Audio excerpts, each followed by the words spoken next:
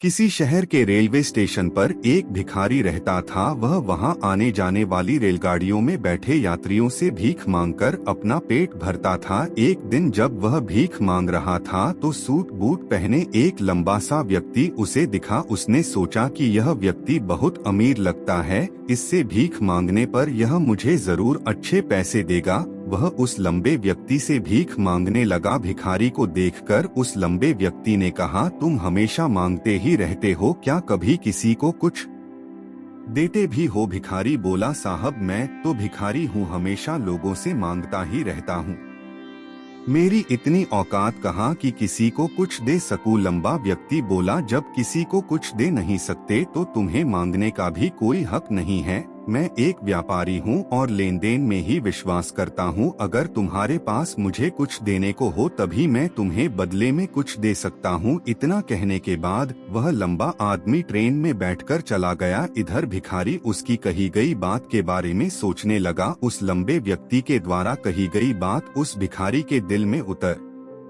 गई। वह सोचने लगा कि शायद मुझे भीख में अधिक पैसा इसीलिए नहीं मिलता क्योंकि मैं उसके बदले में किसी को कुछ दे नहीं पाता हूँ। लेकिन मैं तो भिखारी हूँ, किसी को कुछ देने लायक भी नहीं हूँ। लेकिन कब तक मैं लोगों को बिना कुछ दिए केवल मांगता ही रहूंगा? बहुत सोचने के बाद उस भिखारी ने निर्णय किया कि जो भी व्यक्ति उसे भीख देगा उसके बदले में वह भी उस व्यक्ति को कुछ जरूर देगा। लेकिन अब उसके दिमाग में यह प्रश्न चल रहा था कि वह खुद भिखारी है तो भीख के बदले में वह दूसरों को क्या दे सकता है। इस बात को सोचते हुए 2 दिन हो गए, लेकिन उसे अपने प्रश्न का कोई उत्तर नहीं मिला था। तीसरे दिन जब वह स्टेशन के पास बैठा हुआ था तभी उसकी नजर कुछ फूलों पर पड़ी जो स्टेशन के आसपास के पौधों पर खिल रहे थे। उसने सोचा, क्यों ना मैं लोगों को भीख के बदले कुछ फूल दे दिया करूं। उसको अपना यह विचार अच्छा लगा और उसने वहां से कुछ फूल तोड़ लिए। अब वह ट्रेन में भीख मांगने पहुंचा। अब जब भी कोई उसे भीख देता तो उसके बदले में वह भीख देने वाले को कुछ फूल दे देता। उन फूलों को लोग खुश होकर अपने पास रख लेते थे।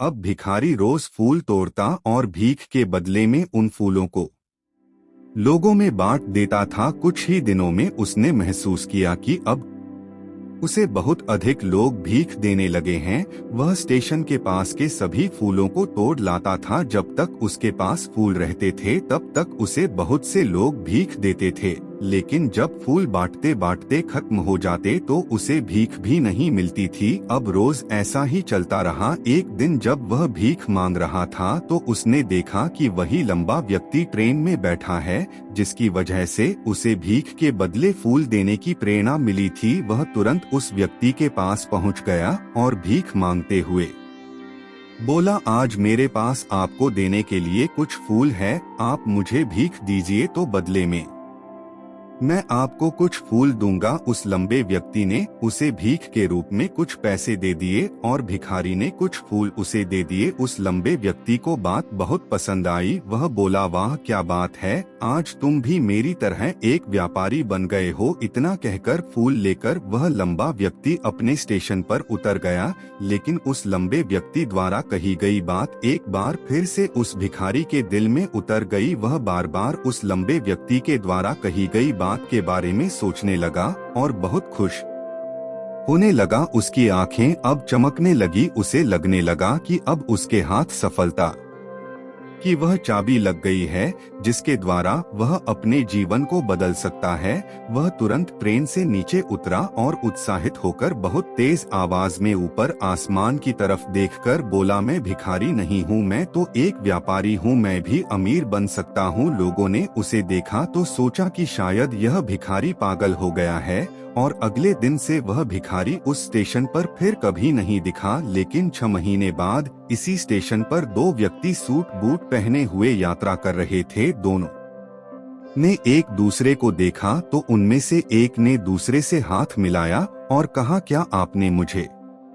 पहचाना। दूसरा व्यक्ति बोला, नहीं, क्योंकि मेरे हिसाब से हम लोग पहली बार मिल रहे हैं। पहला व्यक्ति बोला, नहीं, आप याद कीजिए, हम पहली बार नहीं बल्कि तीसरी बार मिल रहे हैं। दूसरा व्यक्ति बोला, मुझे याद नहीं, वैसे हम पहले 2 बार कब मिले थे। अब पहला व्यक्ति मुस्कुराया और बोला, हम पहले भी 2 बार इसी ट्रेन में मिले थे। मैं वही भिखारी हूँ जिसको आपने पहली मुलाकात में बताया कि मुझे जीवन में क्या करना चाहिए, और दूसरी मुलाकात में बताया कि मैं वास्तव में कौन हूँ। दूसरा व्यक्ति मुस्कुराया और अचंभित होते हुए बोला, ओ, याद आया, तुम वही भिखारी हो जिसे मैंने एक बार भीख देने से मना कर दिया था और दूसरी बार मैंने तुमसे कुछ फूल खरीदे थे। लेकिन आज तुम यह सूट बूट में कहाँ जा रहे हो और आजकल क्या कर रहे हो। तब पहला व्यक्ति बोला, हाँ, मैं वही भिखारी हूँ, लेकिन आज मैं फूलों का एक बहुत बड़ा व्यापारी हूँ और इसी व्यापार के काम से ही दूसरे शहर जा रहा हूँ। कुछ देर रुकने के बाद वह फिर बोला, आपने मुझे पहली मुलाकात में प्रकृति का वह नियम बताया था जिसके अनुसार हमें तभी कुछ मिलता है जब हम कुछ देते हैं। लेन देन का यह नियम वास्तव में काम करता है। मैंने यह बहुत अच्छी तरह महसूस किया है, लेकिन मैं खुद को हमेशा भिखारी ही समझता रहा। इससे ऊपर उठकर मैंने कभी सोचा ही नहीं। और जब आपसे मेरी दूसरी मुलाकात हुई तब आपने मुझे बताया कि मैं एक व्यापारी बन चुका हूँ। अब मैं समझ चुका था कि मैं वास्तव में एक भिखारी नहीं बल्कि व्यापारी बन चुका हूँ। मैंने समझ लिया था कि लोग मुझे इतनी भीख क्यों दे रहे हैं, क्योंकि वह मुझे भीख नहीं दे रहे थे बल्कि उन फूलों का मूल्य चुका रहे थे। सभी लोग मेरे फूल खरीद रहे थे क्योंकि इससे सस्ते फूल उन्हें कहाँ मिलते। मैं लोगों की नजरों में एक छोटा व्यापारी था। जब कोई विचार अनन्य रूप से मस्तिष्क पर अधिकार कर लेता है तब वह वास्तविक, भौतिक या मानसिक अवस्था में परिवर्तित हो जाता है। दुआएं कभी खाली नहीं जाती हैं, बस सही वक्त पर कबूल होती है। मन का झुकना भी बहुत जरूरी है, सिर्फ सर झुकाने से भगवान नहीं मिलते। मंजर बुरा हो सकता है, मजनी नहीं। दौर बुरा हो सकता है, लेकिन जिंदगी नहीं। जीतने का मजा तब आता है जब सभी आपके हारने का इंतजार कर रहे हो। बुरा वक्त भी गुजर ही जाता है, बस रब को हमारा सब्र आजमाना होता है। चेहरे पर हमेशा मुस्कान का ये मतलब नहीं कि जीवन में संघर्ष नहीं है, बस ऊपर वाले पर भरोसा ज्यादा है। जिंदगी में अगर कुछ बड़ा करना है तब हमेशा सकारात्मक रहना। वक्त बनाने वाले को जरा सा वक्त देकर देखो, वो आपका वक्त बदल देगा।